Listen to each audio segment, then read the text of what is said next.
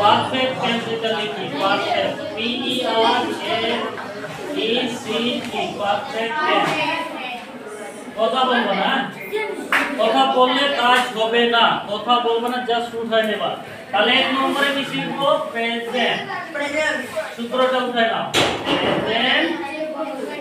Present perfect tense সূত্রটা কি হবে সাবজেক্ট লিখে নেবা তাড়াতাড়ি দেরি করলে কাজ হবে না প্লাস হ্যাভ বা has plus verb three plus object লেখা চেনা যাচ্ছে এটা হলো প্রেজেন্ট পারফেক্ট টেন্সের সূত্র কি হবে সাবজেক্ট প্লাস হ্যাভ বা has plus verb three plus object verb three কি ভার্ব থ্রি হচ্ছে যে বইয়ের মধ্যে যে শিখতে আছে না present past past participle present হলো 1 পাস্ট হলো ভার্ব 2 পাস্ট পার্টিসিপল হলো ভার্ব 3 এসা এটা দিয়ে সেন্টেন্স গঠন করতে হবে এখানে সূত্র দ্বারা এটা চান্স রাখবে দুই নম্বর হলো পাস্ট তার মানে পাস্ট পারফেক্ট টেন্স সূত্রটা হলো subject plus have plus verb 3 plus object লেখা চেনা যাচ্ছে এলো subject plus had plus verb 3 plus object এখানে একটা উদাহরণ 3 নাম্বার হলো কি future future perfect tense subject plus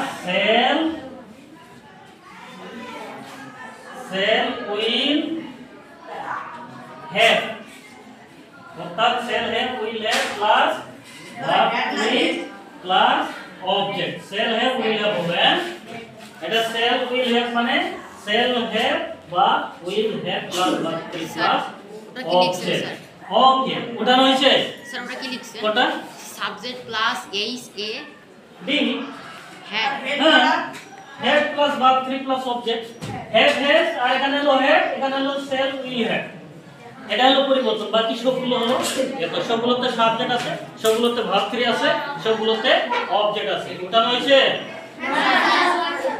এবার দেখো কিভাবে উদাহরণটা দিতে পারি তাহলে সত্যি সত্যি করেই গেল রাইট ফার্স্ট একটা লাইন লিখতে তো সময় লাগে হাও ওকে নাও see the example let me give you example একটা উদাহরণ দেই দেখা যাচ্ছে না ওকে হয়েছে তিনটা লাইন ওকে যাদের হয়েছে তোমরা একটু দেখো যাদের হয়নি একটু জাস্ট লিখতে থাকো ওকে তাহলে কি করতে হবে প্রথমে সাবজেক্ট লিখতে হবে একটা সাবজেক্ট কো হ্যাঁ এদের একটা সাবজেক্ট হাউ কি হবে কি হবে আই আই হিও হবে কিন্তু আই দিয়ে আমি আগে দেখাই আই প্লাস কি করতে হবে হ্যাভ হ্যাভ প্লাস কি করতে হবে ভার্বের 3 নম্বর ফর্ম একটা ভার্ব দাও এটা ভার্ব তো গেদার একটা ভার্ব আর গেদার আর একটা ক্লোজ ক্লোজ ক্লোজ ওপেন ও এস ভার্ব 3 কি হবে ক্লোজ এর ভার্ব কি ক্লোজ ইডি হবে ক্লোজ তাহলে I have close the door I have close the door তার মানে আমি দরজা বন্ধ করেছি মানে বন্ধ আছে বোঝা গেছে না বিষয়টা করেছি মানে কি করেছি মানে বন্ধ আছে ছি ছে মানে আছে বন্ধ আছে বোঝা গেছে না করেছি আরেকবার এইটা আমরা কখন ব্যবহার করি এটা একটু দেখে নেই যদি কোনো কাজ এইমাত্র শেষ হয়েছে যার ফলাফল এখনো আছে এরকম যদি থাকে তাহলে তখন আমরা প্রেজেন্ট পারফেক্ট টেন্স ব্যবহার করতে পারবো আমাদের লেখা শেষ হয়েছে লেখা আছে না লেখা নেই তুমি লিখেছো এটা নেই আছে স্যার তাহলে বলছো নেই লেখা আছে তো লেখা শেষ হয়েছে জি স্যার লেখা আছে আমাদের কাজ শেষ কিন্তু ফলাফল এখনো আছে তার মানে আমরা আমাদের লেখাটা শেষ কিন্তু লেখা এখনো আছে এটাকে বলছে কাজ শেষ কিন্তু ফলাফল এখনো আছে। তাহলে কি বলতে হবে? I have written a notebook, আমি খাতায় লিখেছি। তাহলে কাজটা শেষ, কিন্তু কাজের ফলাফল এখনো আছে। তার এখনো বলছে আমি যদি এই দরজাটা বন্ধ করে ভিতরে আছি, দরজাটা খোলা থাকবে না বন্ধ থাকবে? বন্ধ থাকবে। তাহলে আমি কি তখনও দরজা বন্ধ করতেছি না? বন্ধ করাটা শেষ, কিন্তু বন্ধ হয়ে গেছে, এখনো আছে। সেই ক্ষেত্রে এই টেন্সটা ব্যবহার করতে হবে। আর তার জন্য কি করতে হবে? Subject plus have has plus verb plus object দিয়ে সেটা সেন্টেন্সটা গঠন করতে হবে। তাহলে কি লিখবো? Subject I plus have plus কি verb close plus object the door, এটা দিয়ে গঠন। কিন্তু এখানে দেখতে হবে এই হ্যাজটা যদি সাবজেক্ট থার্ড পারসন সিঙ্গুলার হয়, কি হয়? Subject third person singular. Third person singular কি?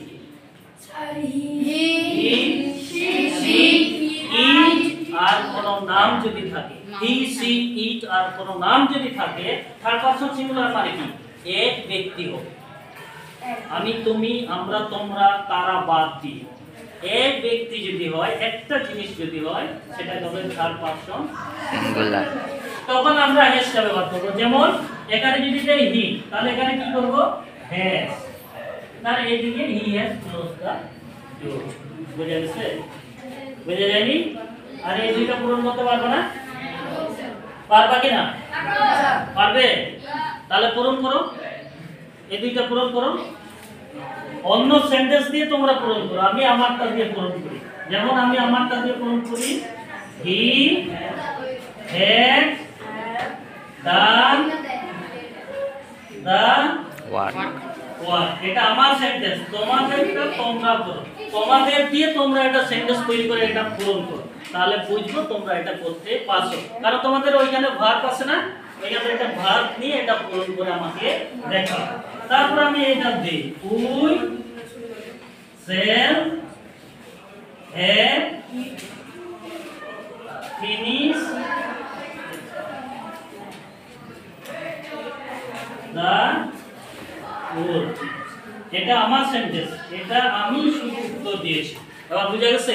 এইভাবে তোমরা যেখানে জায়গা দিয়েছো না সূত্র লেখার নিচে, নিজের মতো করে সেন্টেন্স লিখে আমাকে দেখাও, তাহলে বুঝতে পারবো তোমরা জিনিসটা বুঝতে পারছো। ক্লিয়ার হয়েছে? আর কোনো ডাউট আছে? Very very question, any doubt, any confusion, any problem যদি থাকে এবার আমার বলো, স্যার কিভাবে এটা করব? কোনটা? এটা বাংলাটা আমি কাজটি করেছিলাম মানে শেষ করে দিয়েছি, কাজটি করা হয়ে গিয়েছিল, কিন্তু আর কোনো অস্তিত্ব এখন নেই। গতকালকে তার আগের দিন খেলা করেছিলাম না? খেলা করেছিলাম, তখন খেলাটা শেষ হয়েছিল, আর এখন কোনো কিছু আছে? খেলা কিছু নেই। সেই ক্ষেত্রে এটা ব্যবহার করতে হবে। We had played the football, আমরা ফুটবল খেলা করেছিলাম, তারপরে খেলাটা শেষ হয়েছিল। আর আমরা এটা করব, আমরা কাজটি করিয়া থাকিব, তার মানে কাজটি শেষ হইয়া থাকিবে। বুঝা গেছে? তাহলে we shall have finished the work, আমরা কাজটি শেষ করিয়া থাকিব, তখন কাজটি শেষ হইয়া থাকিবে। তুমি আসার পূর্বে, আরো সেন্টেন্স কিছু দিতে হবে, তাহলে ভালো হবে। বুঝা গেছে? তাহলে এটা দেখাবে যে we shall have finished the work before you come, তুমি আসার পূর্বে আমরা কাজটি শেষ করিয়া থাকিব। এটা আরো একটা সূত্র আছে, জাস্ট এটা ফিউচার পারফেক্ট টেন্স। পরে আমি আরো বলবো। হয়েছে? কমপ্লিট করেছো? ওকে।